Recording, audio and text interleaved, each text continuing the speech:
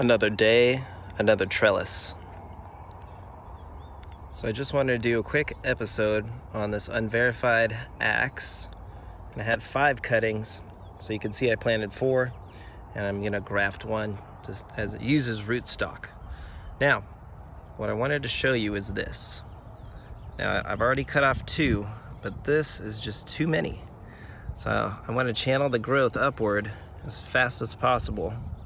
So I'm gonna prune off that one. So now I'm gonna tie it up. Awesome, it's pruned back nicely. All 4 cuttings are really close to the trellis. And I'm gonna promote all that growth upwards. So these cuttings have 1 to 3 new branches, all at the top. And they're only 6 weeks old. So they're gonna top that trellis really quickly. In addition, look at those epiphytic roots. That's why you wanna use burlap or wood trellis. They'll also attach to concrete.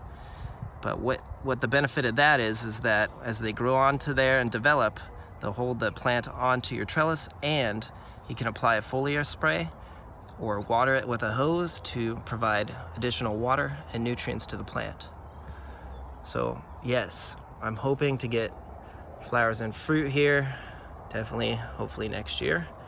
I want to verify this and see the beautiful purple flower that axe has. So there you go, give us a like and a subscribe. Have yourself a wonderful day, or in this case, evening. Take care.